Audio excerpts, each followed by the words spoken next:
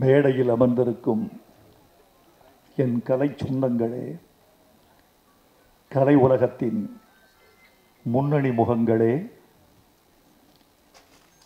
திரையுலக ரசிக பெருமக்களே,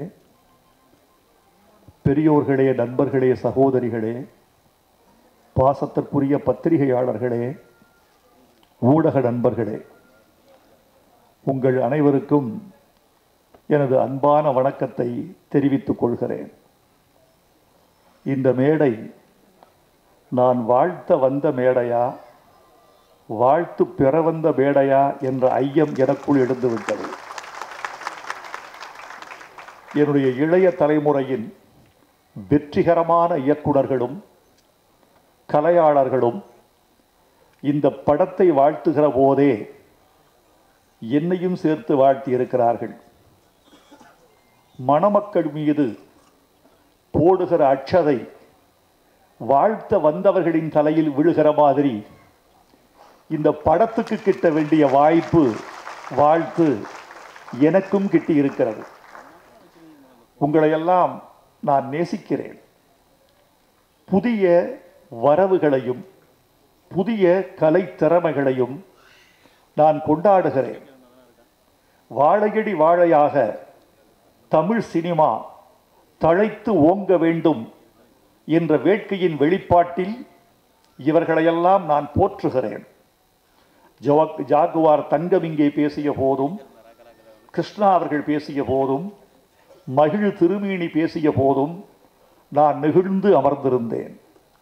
மகிழ் திருமேனிக்கு தமிழ் திருமேனி என்று பெயரை மாற்றிவிடலாமா என்று நினைக்கிறேன். இளைய இயக்குனர்கள் தமிழை விட்டு தள்ளி நிற்கிறார்கள். மொழித்திறம் கைவரப்பெறாமல் இருக்கிறார்கள். தொழில்நுட்பம் கைவந்த அளவுக்கு மொழிநுட்பம் கைவரப்பெறவில்லை, அவர்கள் வாசிப்பதில்லை என்ற ஒரு குற்றச்சாட்டு மகிழ் திருமோனியோடு தீர்ந்தது என்று நீங்கள் நம்பலாம். ஒரு இயக்குனர் என்பவர், நான் சொல்ற ஒரு இயக்குனர் என்பவர் ஒரு துறைப்பட்டவர் அல்ல. நான் பாடலாசிரியர் என்பவன் மொழியோடு மட்டும் சம்பந்தப்பட்டவன். ஒரு இயக்குனர் என்பவருக்கு 8 விதமான திறமைகள் வேண்டும். அவருக்கு மொழி தெரிய வேண்டும், ஒளி தெரிய வேண்டும், ஒலி தெரிய வேண்டும், அசைவு தெரிய வேண்டும், தொழில்நுட்பம் தெரிய வேண்டும், ஒளிப்பதிவு தெரிய வேண்டும், படத்தொகுப்பு தெரிய வேண்டும், மனவியல் தெரிய வேண்டும், வாழ்வியல் தெரிய வேண்டும், தொழில்நுட்பம் முழுக்க தெரிந்திருக்க வேண்டும். இவ்வளவு திறமைகளை அள்ளிக்கொண்டுதான் ஒரு இயக்குனர் உங்களிடம் கைதட்டல் பெறுவதற்கு காத்திருக்கிறார். அவர் வருகிறார். ஒரு படம் தோல்வியடைந்தால் நான் மனதுக்குள் நொந்து போவேன் தமிழர்களே. ஏனென்றால் வெற்றி படத்திற்கும் தோல்வி படத்திற்கும் ஒரே உழைப்பு தான். ஒரு படம் வென்றாலும் தோற்றாலும் மூலதனம் என்பது ஒன்றுதான். எனவே உழைத்தவர்கள் களைத்து விடக்கூடாது, அவர்கள் தோற்றுவிடக்கூடாது என்று நான் நினைப்பேன். இதோ இந்த படக்குழுவை நான் பெரிதும் பாராட்டுவதற்கு முதல் காரணம் ஒன்று உண்டு. பட கம்பெனிகளுக்கு பெயர் வைக்கிற போது ஏதேதோ நினைக்கிறார்கள். கண்ணுக்கு தெரியாத வார்த்தைகளையும் காதுக்கு தெரியாத சொற்களையும் தமிழ் சினிமாவின் கம்பெனிகளுக்கு வைப்பதை நாம் பார்த்திருக்கிறோம். ஆனால் எங்கள் கலை உலகத்தின் பிதாமகன் நடிகர் திலகம் சிவாஜியின் பெயரால் இந்த கலை குடும்பம் தொடர்கிறது என்கிற போது நான் நெகிழ்ந்தும் மகிழ்ந்தும் நிற்கிறேன். தமிழ் சினிமா என்பதை சிவாஜி, எம்ஜிஆர் 2 பேரையும் கழித்து விட்டு யாரும் நினைத்து பார்க்க முடியாது. இன்னும் சொல்ல போனால் சிவாஜியின் பழைய படங்களை இளைய இயக்குனர்கள் பார்க்க வேண்டும். அது கொஞ்சம் மிகையாக இருக்கிறது என்று ஒரே ஒரு செல்ல குற்றச்சாட்டு சொல்லி அவரை புறந்தள்ளிவிட முடியாது. அந்த காலம், அந்த கதைக்களம், அந்த நிகழ்வு, அதற்கு அவர் தன் மெய்யை அதிகம் வருத்தி இருக்கிறார். ஒரு நாடக மேடையில் பிறந்த ஒரு கலைஞன் கடைசி தமிழனுக்கு தன் குரல் கேட்க வேண்டும் என்று தன் குரலை உயர்த்தி பாடினார், உயர்த்தி பேசினார்.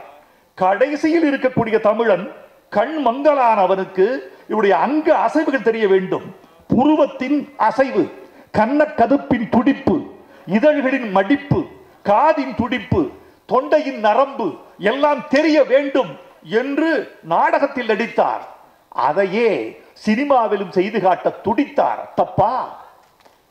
தில்லானா மோகனாம்பாளில் நாதசுரம் வாசிக்கிற போது அவர் கழுத்து நரம்புகள் புடைக்கவே அதை இன்னொரு கலைஞன் செய்து காட்ட இந்த மண்ணில் எவனும் உண்டா? அந்த மகா கலைஞனுடைய பெயரை இந்த திரைப்பட கம்பெனிக்கு வைத்திருக்கிற பொழுது நான் அவர்களை பாராட்டுகிறேன், வாழ்த்துகிறேன். எங்கள் வாழ்த்தெல்லாம் அப்புறம் இருக்கட்டும். அந்த கலையினுடைய கலை குறிசில் சிவாஜி கணேசன் அவர்களின் வாழ்த்து இந்த படக்குழுவுக்கு நிச்சயம் இருக்கும் என்ற நம்பிக்கை எனக்கு இருக்கிறது. நீங்கள் வாழ வேண்டும். இங்கு ஜெட்லி படத்தை நாம் எல்லோரும் பார்த்தோம். தமிழ் சினிமா வித்தியாசமான முயற்சிகளுக்கு தன்னை ஆட்படுத்திக் கொண்டிருக்கிறது.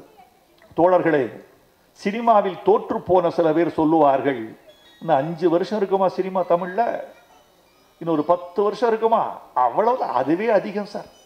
10.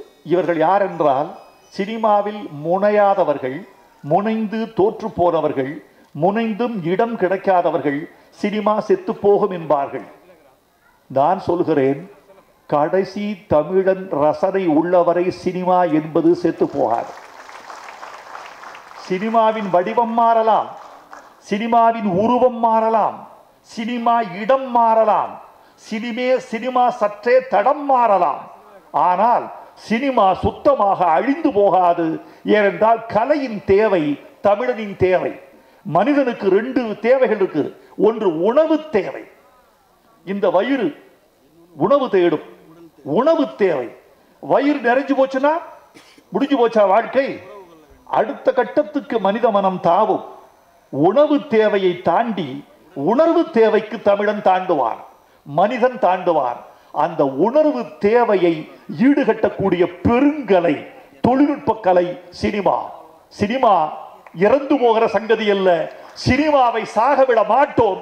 சினிமா வாழும். சினிமா செத்து போனால் பாதி தமிழன் செத்து போவான்.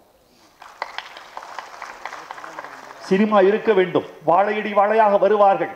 இந்த புதிய இயக்குநர்களை, புதிய தொழில்நுட்ப கலைஞர்களை, புதிய தயாரிப்பாளர்களை, புதிய கலைஞர்களை காணுகிற பொழுதெல்லாம் எனக்கு மகிழ்ச்சி ஏற்படுகிறது. என்றால் நிச்சயமாக தமிழ் சினிமா அடுத்த நூற்றாண்டில் வெல்லும், அடுத்த நூற்றாண்டில் உலக திரைப்படமாக மாறும் என்ற நம்பிக்கையை நான் பெறுகிறேன். தமிழ் சினிமா கலைஞர்களை பார்த்து நான் வியக்கிறேன். ஹாலிவுட்டில் நேற்று ஒரு தொழில்நுட்பம் வந்தால் மறுநாள் கோடம்பாக்கத்தில் அதை பற்றிக் கொள்ளக்கூடிய புத்தி கூர்மை உள்ளவர்கள் தமிழ்நாட்டில் இருக்கிறார். இவர்களுக்கு பொருளாதாரம் குறைவு, வாய்ப்புகள் குறைவு, களம் குறைவு, தளம் குறைவு. கிடைத்தால் ஹாலிவுட்டுக்கு சவால் விடுகிற தமிழ் கலைஞர்கள் நிறைய பேர் இருக்கிறார்கள். இவர்களுக்கு அந்த வாய்ப்பு வரும். வந்தால் வென்று காட்டுவார்கள், நின்று காட்டுவார்கள். ஜெட்லி படத்துல எல்லாம் என்ன பன்றி, ஒரு பன்றியை வச்சு படமா, பன்றியை வைத்து படமா என்று கேட்கிறார்கள். நான் கேட்கிறேன், இந்த ஜீவராசிகளில் இழிந்தது என்று ஏதாவது உண்டா? பயனற்ற படைப்பு என்று இந்த பிரபஞ்சத்தில் ஏதேனும் உண்டா? சொல்ல போனால் இந்த பூமிக்கு கடைசியாக வந்தவன் தான் மனிதன். இந்த பூமி முதலில் விலங்குகளுக்கு சொந்தம், பறவைகளுக்கு சொந்தம், தாவரங்களுக்கு சொந்தம். கடைசியாக பிறந்த மனிதன் வஞ்சகன். தன் புத்தி கூர்மையால் 3ஐயும் வென்று விட்டான். இதுதான் உண்மை. பன்றியை பற்றி குறைத்து மதிப்பிட முடியாது. 3ஆம் உலகப் போரில் பன்றி மேய்க்கிற ஒருத்தருடைய காதலை பற்றி எழுதியிருப்பேன். அப்ப அந்த அவ ஆடு மேய்க்கிறவன், இவள் பன்றி மேய்க்கிறவள்.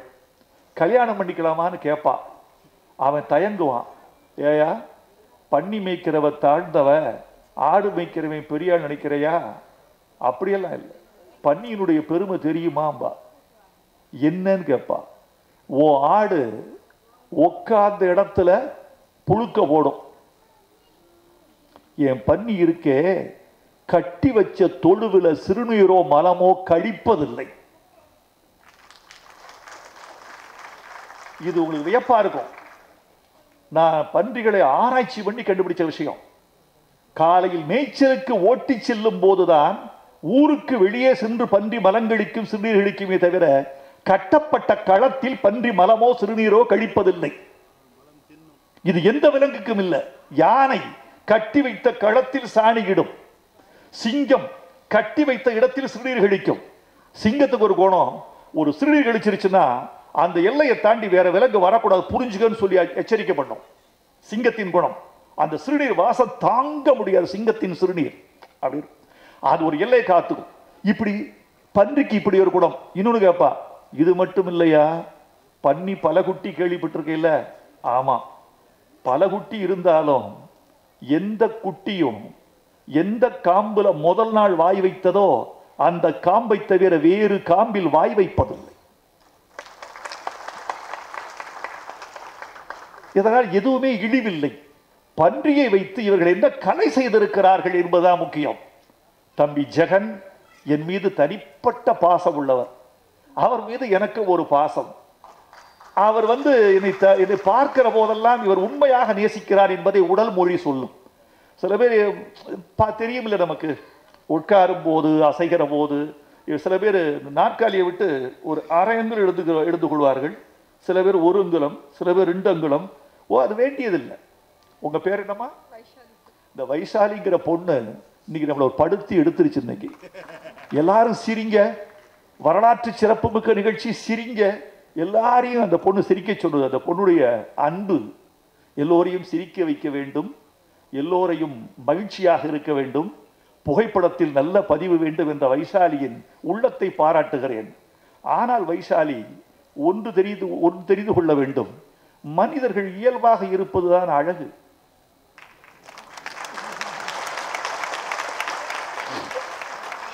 ஒரு போட்டோகிராஃபர் சொன்னாரு, போட்டோ எல்லாரும் சிரிங்கன்னாரு.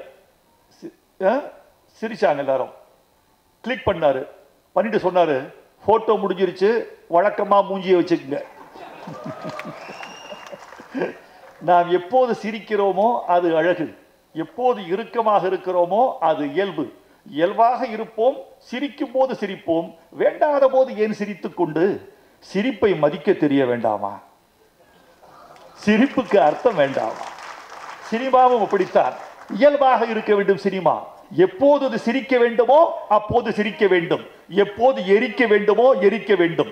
சினம், அன்பு, பாசம், நவரசங்கள் எல்லாம் அந்த பொருந்துகிற இடத்தில் வேண்டும். அப்படி பொருந்துகிற இடத்தில் ஒரு தொழில்நுட்பத்தோடு ஜெட்லி வந்திருப்பதாக நான் நம்புகிறேன். இடி, மின்னல், புயல், காதல், இந்த தலைப்பே எனக்கு ரொம்ப கவர்ச்சியாக இருக்கிறது. இந்த தலைப்பே அழகு. சினிமாவுக்கு தலைப்பு வைப்பது ஒரு கலை. மேல்நாட்டில் ஒரு படத்துக்கு தலைப்பு விண்ட் cannot readன்னு ஒரு தலைப்பு, காற்றுக்கு படிக்க தெரியாதுன்னு தலைப்பு. டைட்டில் போடுற டைரக்டர், ஒரு காற்று அந்த பக்கம் அடிச்சு வருது, காத்து வருது, அது எல்லாரையும் தாண்டி வருது. ஒரு பூங்காவில் டோன்ட் பிளக் த ஃப்ளவர்ஸ் எழுதியிருக்கு, பூக்களை பறிக்காதீர்கள் எழுதியிருக்கு போர்டு. ஆனா வேகமா காத்து அடிச்சு எல்லா பூக்களையும் உதுத்து விட்டு போயிடுது. இப்ப போறாரு டைட்டில், விண்ட் cannot read. தலைப்புல ஒரு கதை இருக்கு, தலைப்புல ஆன்மா இருக்கு, கதையினுடைய உள் மையம் தலைப்புல இருக்கு. இடி, மின்னல், புயல், காதல். இப்போது ஒரு சந்தேகம், இங்களுக்குள்ள அறிவுள்ள அத்தனை பேரும் கவனித்திருப்பீர்கள். இடி, மின்னல், புயல், காதல் போட்டிருக்கிறீர்களே, இந்த வரிசை முறை சரியா? இடி முதலிலா, மின்னல் முதலிலா? உங்க எல்லாருக்கும் தெரிஞ்சிருக்கும், மின்னல் தான், ஒளியின் வேகம் தான் அதிகம், ஒளியின் வேகம் பிறகுதான். மின்னல் வெட்டி முடித்து சில சனங்கள் போன பிறகுதான் இடி இடிக்கும், பிறகு மழை பெய்யும். இதான் ஒலிதான் முதல்ல. நான் மின்னல் வெட்டினோடனேயே உடனே காதை முடிக்குவேன், அடுத்த 5வது 6வது நொடியில இடி வரப்போகுதுன்னு தெரியும்.